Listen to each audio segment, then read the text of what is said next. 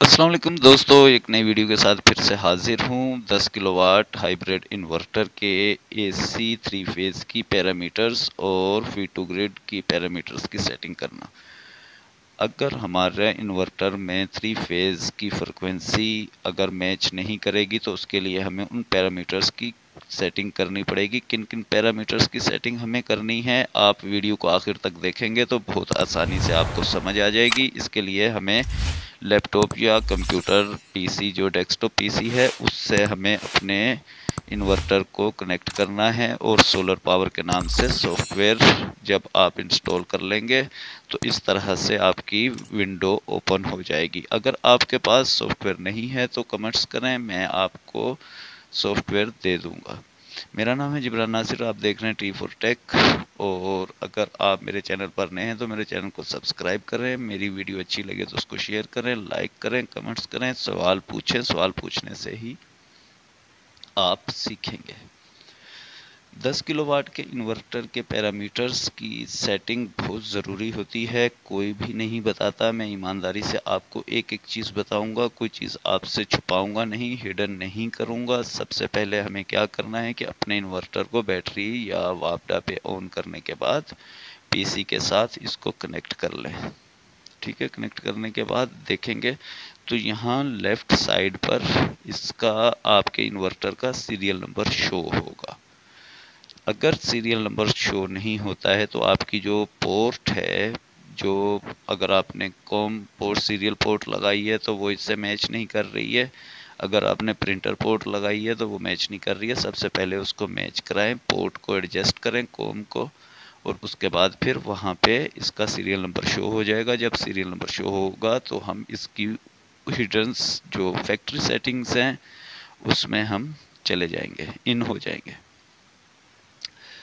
Video के साथ बंधे रहिएगा, वीडियो को आखिर तक देखिएगा। देखेंगे अभी हमारी पोर्ट कनेक्ट नहीं हो पा रही है, मैच नहीं हो रही है, जिसकी वजह से यहाँ पे सीरियल नंबर शो नहीं हो रहा है। जैसे ही हमारी पोर्ट इसके साथ मैच हो जाएगी तो लेफ़्ट साइड पे टॉप पर इसका सीरियल नंबर शो होना शुरू हो जाएगा। तो वीडियो को शेयर ज़रूर किया करें, वीडियो पे कमेंट्स करें और मुझे सपोर्ट करें। मैं आपको इंतहाई ईमानदारी से बताता हूँ, आपके कमेंट्स के जवाब देता हूँ। मैंने डिस्क्रिप्शन में अपना नंबर भी दिया हुआ है।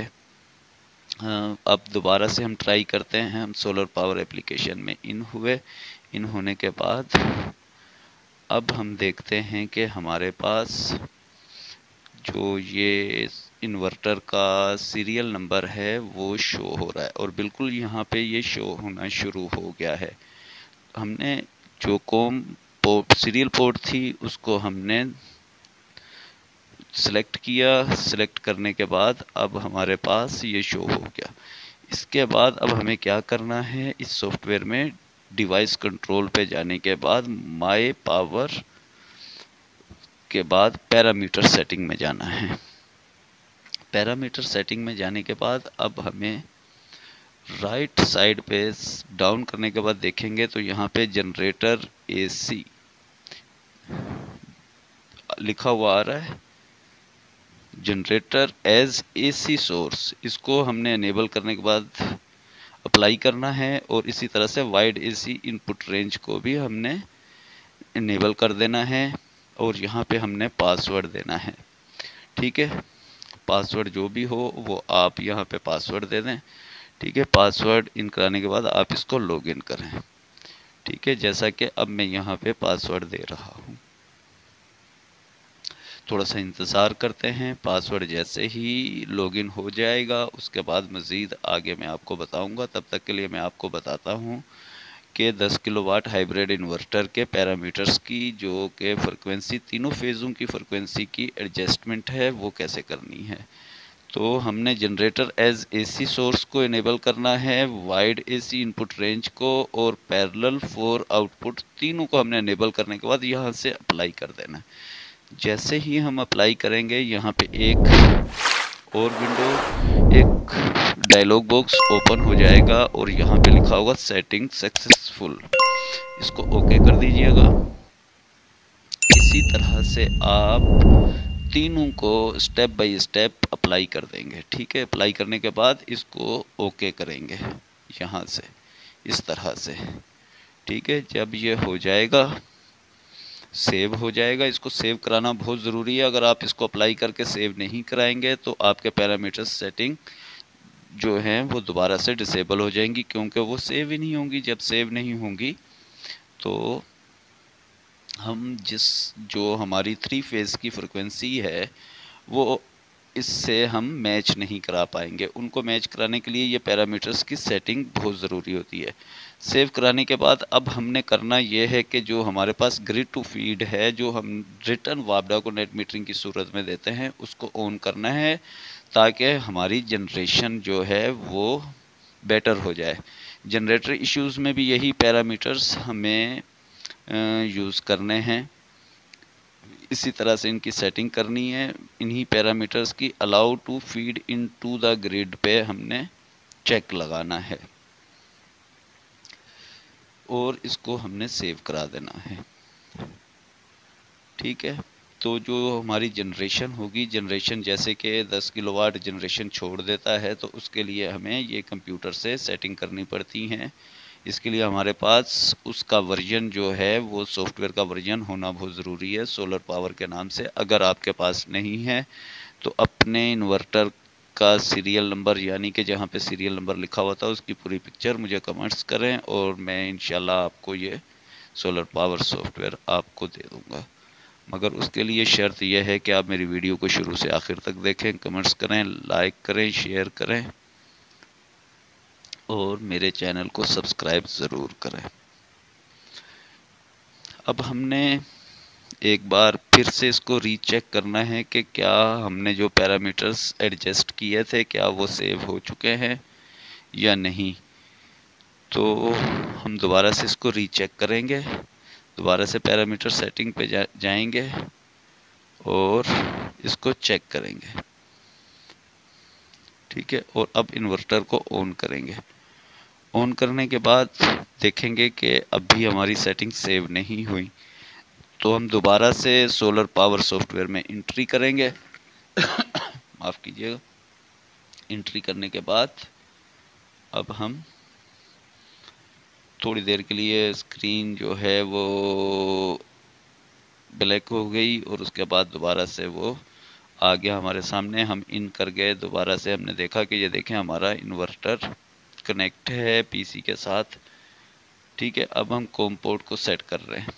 कॉम पोर्ट सेट करने के बाद अब हम दोबारा से उन्हीं पैरामीटर्स को दोबारा से सेट एनेबल करने के बाद हम उसे सेव करा देंगे। ये यहाँ पे आपको वर्जन भी नज़र आ रहा होगा, मैं बता रहा हूँ आपको, ये देख लें, ये वर्जन है इसका।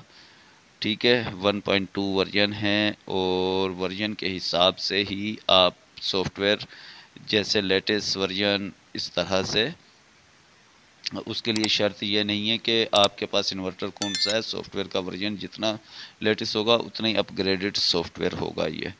तो सॉफ्टवेयर के लिए भी आप मुझसे रब्ता कर सकते हैं, कमेंट्स कर सकते हैं। वीडियो को शुरू से आखिर तक देखने का बहुत बहुत शुक्रिया। और अब हम दोबारा से चेक करेंगे उन्हीं पैरामीटर्स को जिनको हमने इनेबल करवाया था। तरीक़ेकार वही होगा, हम डिवाइस मैनेजर में जाके पैरामीटर सेटिंग में दोबारा से जाएंगे। ठीक है, उन्हीं पैरामीटर सेटिंग में क्लिक करने के बाद हम चेक करेंगे कि देख लें यहाँ पे आपको फ्रिक्वेंसी वगैरह वोल्ट तीनों फेज़ के नज़र आएंगे। देखें ये हमारी जो थी वाइड एसी इनपुट रेंज, ये इनेबल नहीं हुई थी। अब हमने दोबारा से इसको इनेबल किया, इनेबल पे चेक लगाया और उसके बाद अब हम इसको अप्लाई कर देंगे। अप्लाई करने के बाद यहाँ से इसको ओके कर देंगे, क्योंकि वो कह रहा है कि सेटिंग सक्सेसफुल हो चुकी है, तो अब हम इसे ओके करेंगे। ओके करेंगे तो ये हमारी सेटिंग सेव हो जाएंगी। ये अनेबल करके अप्लाई करके ओके करना बहुत ज़रूरी है। अगर आप ये नहीं करेंगे तो ये दोबारा से डिसेबल हो जाएगा, क्योंकि सेटिंग सेव नहीं होंगी। तो वो सेटिंग सेव नहीं होंगी। 1 से 2 बार, 2-3 बार जब आप अप्लाई और ओके करेंगे तो ये सेव हो जाएंगी। तो तो अब हम दोबारा से वही करते हैं कि हमने उसे अप्लाई किया। अप्लाई करने के बाद अब हम इसे यहाँ से ओके कर देते हैं। ओके करने के बाद अब हम देखते हैं कि हमने जो पैरामीटर्स V2 ग्रिड का अनेबल किया था, क्या वो अनेबल है? बिल्कुल जी, वो अनेबल है और उसको सेव करवा चुके हैं हम। दोबारा से एक बार फिर से हम इन चीज़ों को चेक कर लेते हैं। पैरामीटर्स को ग्रिड टू फीड के पैरामीटर्स पे आ गए और देख लेते हैं कि वहाँ चेक लगा हुआ है, allow to the feed to grid. देख लें, allow to feed into the grid जो है उस पर चेक लगाया था, अप्लाई किया था, सेव हो चुका था। अब हम इसे सेव कराने के बाद बाहर आ जाएंगे। बाहर आके एक बार हम अपने इन्वर्टर को मुकम्मल बंद कर देंगे, जिसे हम कहते हैं रीसेट करना। मुकम्मल ऑफ करने के बाद अब हम इसको सारी सोर्स देंगे, वापडा के तीनों फेज़, बैटरी और सोलर की सोर्स। ठीक है, सोलर की सोर्स देंगे। ये मैं दोबारा से आपको करके दिखा रहा हूँ, आप इसको देख लें। ठीक है, ताकि आसानी से आपको समझ आ जाए। मैंने एक एक चीज़ बहुत आसानी से आपको और बहुत आसान तरीके से आपको समझाई है, ताकि आप की समझ में एक एक पॉइंट आ जाए। अगर उसके बावजूद भी किसी किस्म की परेशानी या किसी दिक्कत का सामना करना पड़े तो आप मुझे कमेंट करके भी पूछ सकते हैं। मैं मुकम्मल रहनुमाई दूंगा, गाइड करूंगा। और सॉफ्टवेयर के बारे में भी अगर आप कुछ जानना चाहते हैं तो मुझसे रब्ता ज़रूर कर सकते हैं कमेंट्स की सूरत में, या फिर जो मेरा डिस्क्रिप्शन में नंबर होता है उस नंबर पे मुझे आप व्हाट्सएप करें। कॉल मत कीजिएगा, कॉल करेंगे तो मैं जवाब नहीं दूंगा आपको। ठीक है, आप कोई भी सवाल पूछेंगे, अगर कॉल रिसीव भी कर ली जाएगी, कोई भी सवाल पूछेंगे मैं आपको जवाब नहीं दूंगा। आपने सिर्फ व्हाट्सएप पे मुझसे रब्ता करना है। ठीक है, तमाम पैरामीटर्स की सेटिंग करने के बाद अब हम इससे तीनों सोर्स देते हैं। गुड हो गया। अब सोर्स देने के बाद हम चेक करते हैं जी। तो ये देख लें, तीनों सोर्स हमारी एक्टिव हो चुकी हैं। ठीक है,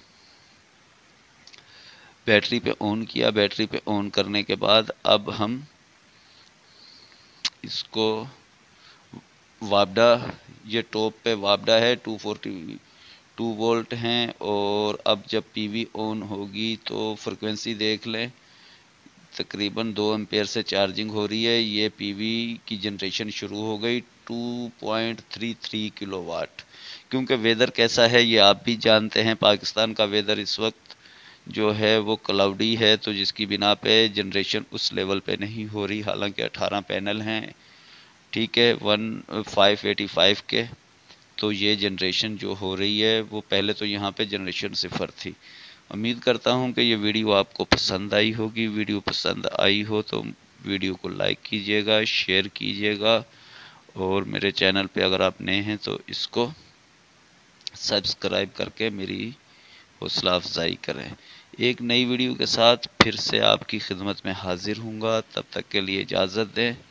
अल्लाह हाफिज़। हाँ, जाते जाते एक बात और करता जाऊँ कि अगर किसी किस्म के सॉफ्टवेयर के बारे में किसी भी इन्वर्टर में 3 किलोवाट से लेके 10 किलोवाट और ऑन ग्रिड 20 किलोवाट से 100 किलोवाट तक की किसी किस्म की दिक्कत या परेशानी का सामना है तो आप मुझसे रब्ता कर सकते हैं। मैं आपको फ़ीडबैक ज़रूर दूंगा। अल्लाह हाफिज़। पाकिस्तान जिंदाबाद।